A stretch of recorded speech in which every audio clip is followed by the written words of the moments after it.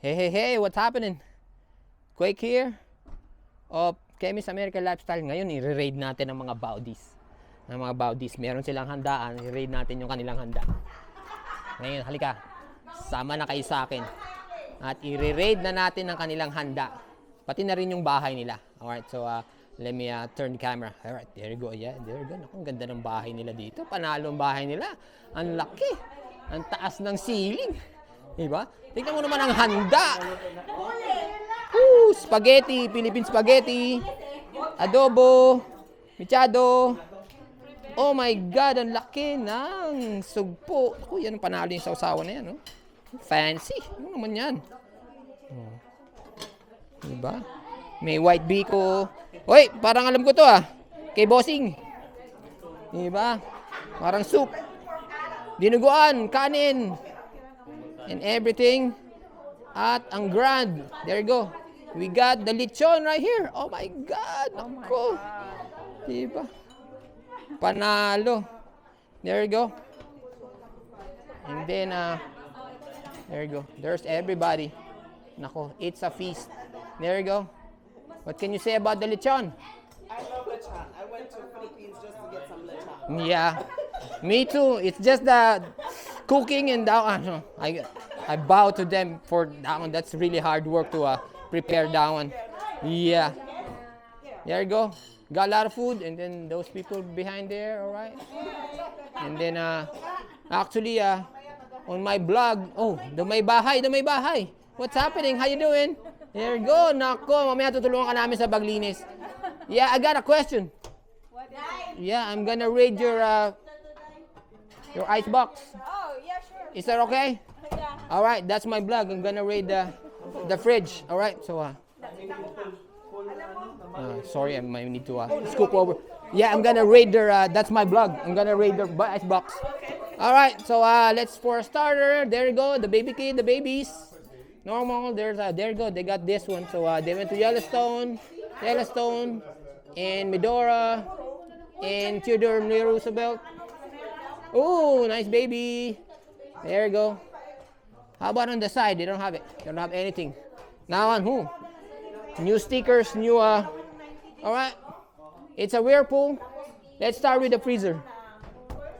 All right, traditional Filipino fridge. They got turon. And then they got lumpia and ice cream. What kind of ice cream they're eating? Oh, Filipino ice cream, queso. The fancy and expensive one. That's $18 a pint.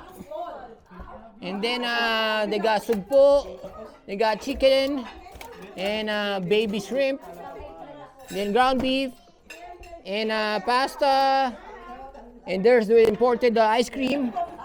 Looks like somebody's hiding it. So yeah, somebody's eating it at night. They're hiding an ice cream back there.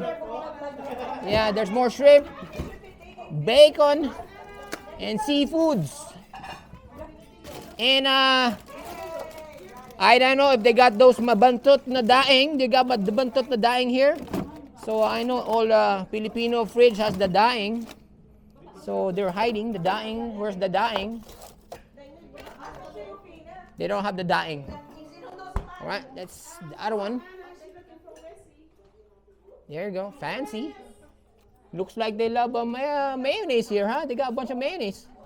The Miracle Whip. Oh, there you go, the babantot, the bagoong. Is this the bagoong?